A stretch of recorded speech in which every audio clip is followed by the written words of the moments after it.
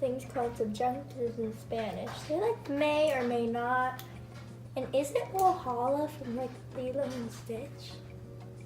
No, that's Ohana. Ohana means family. But funny you ask.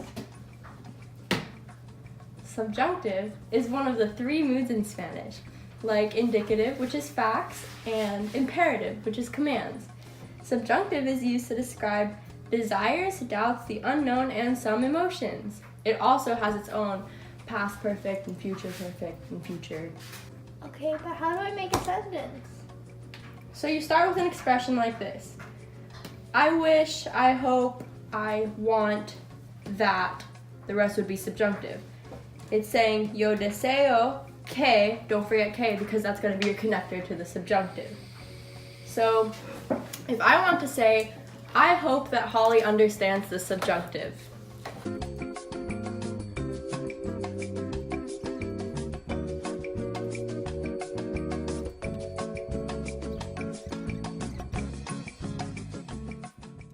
Okay, so the first part is regular, but the second verb about me is subjunctive. Yes. So we have I hope, that's what's saying unsure. And then we have that, which would be que, don't forget que. And then that Holly understands subjunctive. Now let's talk about conjugations. Comprenda, this verb here, is conjugated for Holly in the subjunctive. So here are the conjugations for the subjunctive, the present tense conjugations. So for AR verbs, it would end in es, hemos, and en for all these different forms. And then for the ER and IR verbs, it would end in as, amos, and an. And there are stem changing verbs that you don't do for the nosotros forms, but some of them are e to I, and o to ue. And then there are also verbs that end in car, zar, and gar. They turn into qu for car, c for zar, and gu for gar. Comprendes? See. Now how do we conjugate one? Here, I'll show you. Okay, so let's conjugate comenzar, to start or to begin. Because it's e to ie stem changing, it ends in zar. So how would you go about the beginning part for the L form? So it would be comien. Yes, because it's e to ie. And then, because it's zar, it would change to c, so what would the ending be? Se. So what does it become? Comiense. Exactly! Okay, so now we conjugated for the L form, comience. Now, how would we conjugate it for the jo form? Okay, well it's going to end with an E, and then there's a stem change, and then it ends in ZAR.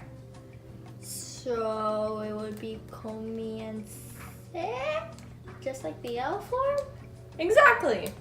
Okay, so what about the to form? You add an S, so it would be comiences? Exactly! Okay, so we already did el, ella, and usted. What about the nosotros form? Well, it ends in emos, so it would be comiencemos. Remember what I mentioned earlier about stem changing in the nosotros form? Oh wait, I don't make it IE in the nosotros form, so it would be comencemos. Comencemos, exactly. So what about the ellos form? Well, back to stem change, it would be comiencen, because I add an N, right? Yes, it would be comiencen. So there you go, we conjugated comenzar. So for the nosotros subjunctive, verbs that are stem changing and end in IR have a special one-for-one vowel change. Okay, so dormir wouldn't be duermos? No, because of the one-for-one vowel change, only in nosotros stem changing IR verbs, it would become O to U. So it would be dormamos. C. Now let's try conjugating morir, to die, in the nosotros subjunctive form. Okay, so it's O to UE, and it would only be one for one, like dormir, because it's an IR verb. So muramos. Exactly.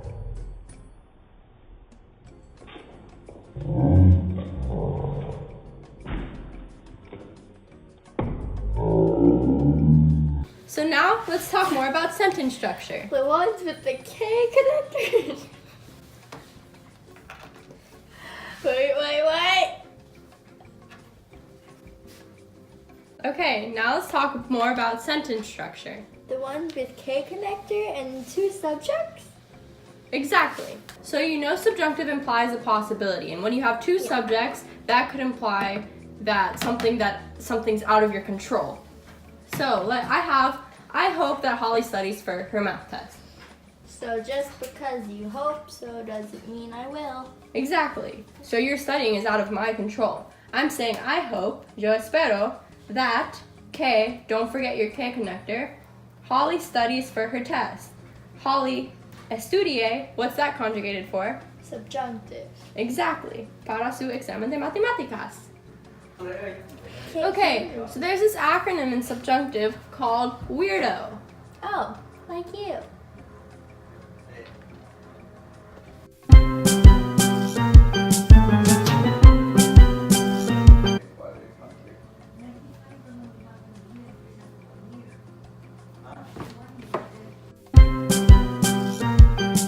So, W stands for wishes, E for emotions, I for impersonal expressions, things that don't necessarily have subjects like it's important to or it's good to, R for recommendations, D for doubt or denial, and O for ojalá. One thing to remember though is that when expressing doubt or denial, you say it's doubtful that, adding a no can make it indicative because it becomes a fact. Okay, so it becomes I don't doubt, and it's indicative because it's sure. Yeah. No doubt. Exactly, a fact. I don't doubt. But when you say I doubt, that's what triggers subjunctive because that's what's unsure. Why are you chewing applesauce? Okay. And then we have the present perfect tense. And this is used to describe actions from the past that are connected to present, or actions that will have an impact or will have been completed. It's formed by haber and a past participle. Haber is conjugated in the subjunctive as haya, hayas, haya, hayamos, and hayan. Here's an example. Ella duda que yo haya leído el libro. She doubts that I have read the book. So leído is the past participle. Exactly. So leído's past participle and haya is our haber conjugated for yo. Now we have the future tense. The future tense is also used for official documents, literature, and legal matters in Spanish, and also hypothetical actions of the future. Haber isn't part of the form, but for the verb, you conjugate it for the third person plural preterite. And then you drop the ron at the end and add an ending. So it's re, res, re, remos, and ren. So let's conjugate ir to go. It's an irregular for the preterite tense, so it's fueron. The same thing applies here. You drop the ron and it becomes fue, and then you add the ending of whatever you're conjugating it for. So, an example sentence would be, no creo que vinieran mis amigos. I don't think my friends will come. And then we have the future perfect tense. This also involves haber and a past participle.